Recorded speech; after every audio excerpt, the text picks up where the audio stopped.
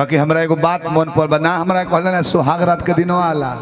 ये मेरा खेत है, ये मेरा खेत है, मैं इसमें मूली बोऊंगा, गाजर बोऊंगा तो कहलस कलर है कि रे बोबे तो नबे बो नहीं तो हम दूसरा के उसे बटैया जोतवा दे।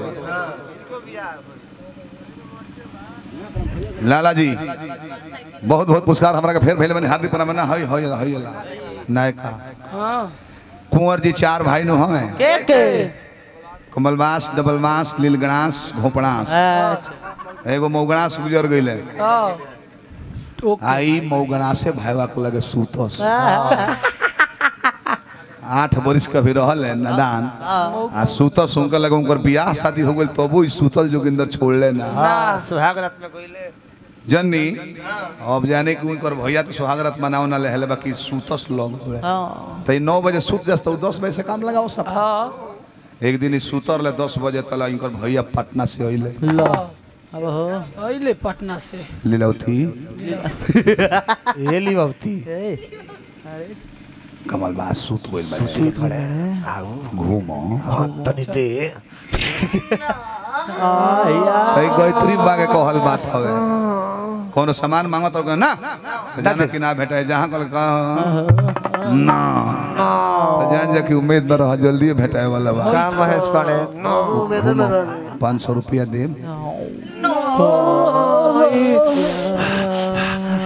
अरे भाई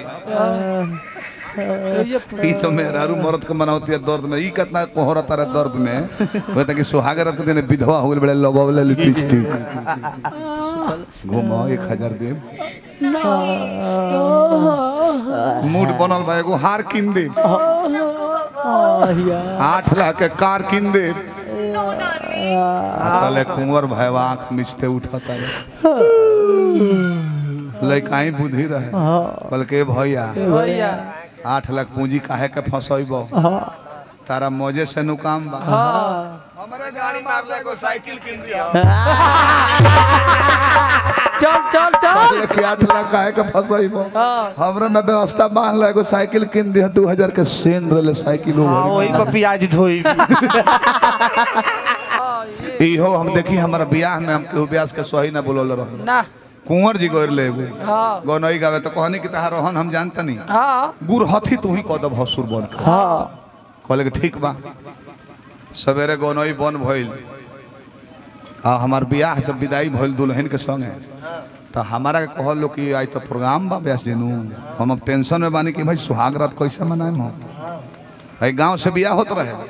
कहने कि गोपाल गंज डेरा पर मेहरारू के लेके जाता नहीं कपार बथी के बहाना को के दावा ले जाता नहीं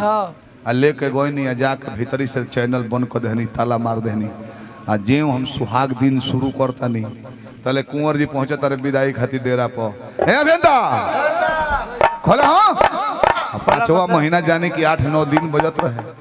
आई घामा खड़ा बड़े अब हम लौंगड़ आदमी के पहले पहले भेटाई रहे तो बेसधौले उठी आधा घंटा एक तो पहले अब जानी कि आधा घंटा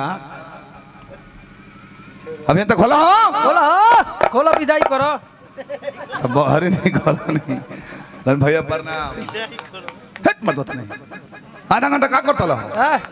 तो हम कोडवर्ड में कहने कि भैया चटनी कुचत रहनी चटनी तले कुसुमो मुंह पूछत निकला तारी बहरी देखत रहे कुसुम अभियंता का करता है आधा घंटा तो बोले कि चटनी कुचत रहनी हां तो कहले जाय द लेट कइले तनी चटनिया में से हमरो के चटावल हो तो कुसुमी कहती है मौगी हमार कि हम तो धोल है नहीं अभियंता जी के लोरहवा बड़का हाथ देखो थुथुरवा पर कुछ लागल ही लेके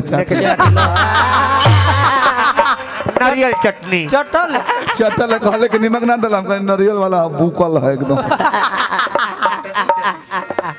अब तनी लय में चले के बा लय उहे ला है नहीं वही है पूछ लो ये तू जानता 3 जनी सखी बालू आहा भेंट भइल बा बियाह के बाद एक दूसरा के समाचार पूछता का बोला हो सखी बोला कैसे कैसे भवे हो सुहाग रात में बोला हो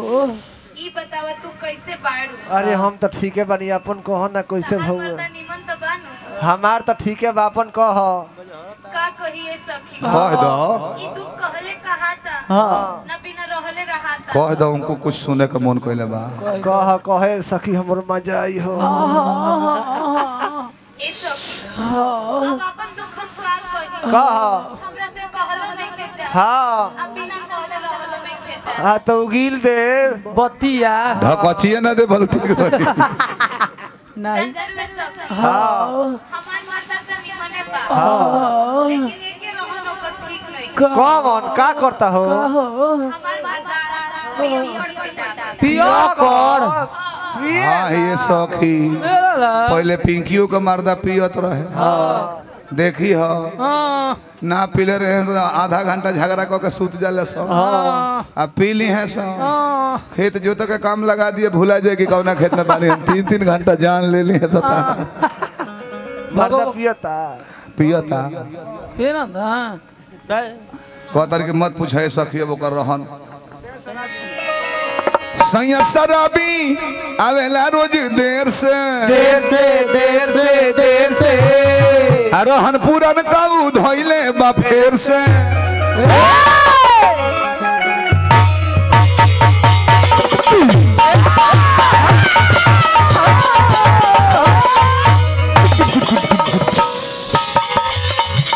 बैठो बाजल बंजुए से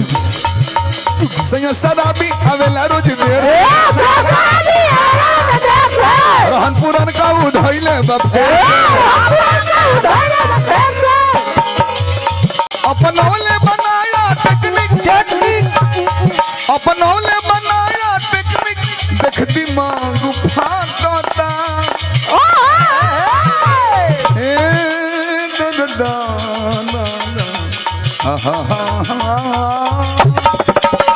अपनौले बनाया टेक्निक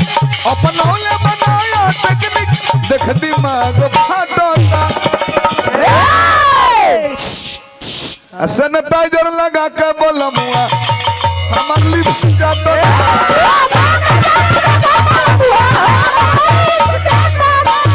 सैनिटाइजर लगा के कुंवरवा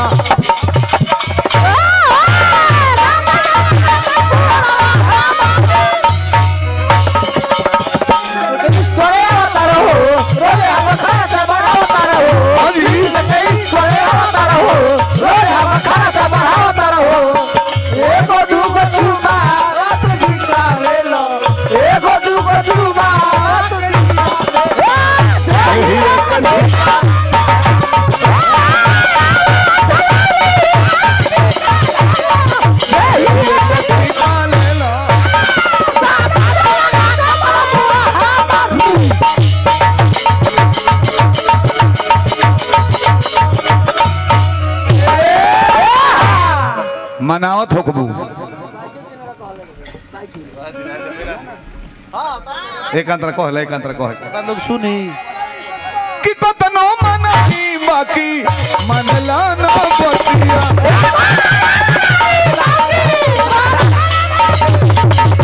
कतनो मनाई बाकी मनला ना बतिया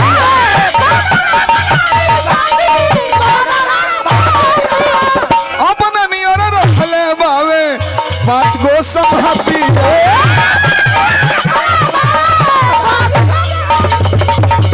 अपना नियर रखले बावे 5 गो संहति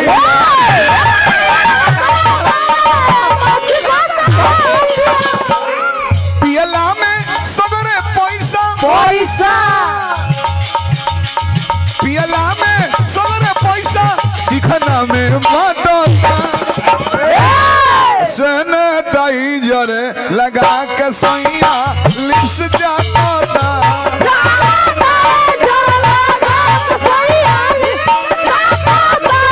सैनिटाइजर लगा के सैया लिप्स जाता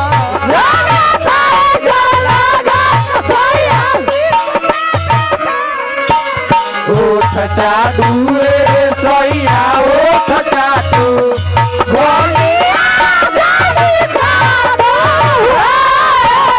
ओठ चाटू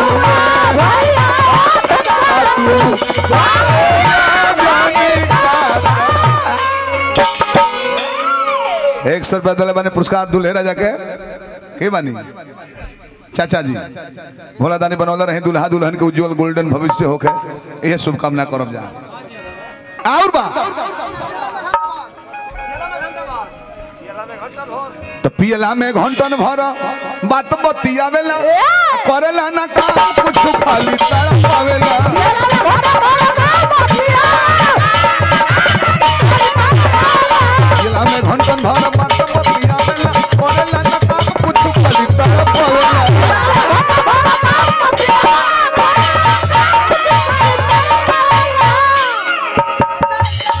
ओकर बिगड़ल बड़ुए चाल ओकर बिगड़ल बड़ुए चाल खाली गाल काटता सैनिटाइजर लगा के बोलमुआ हमर लिप्स काटता आजो सैनिटाइजर लगा के बोलमुआ हमर लिप्स काटता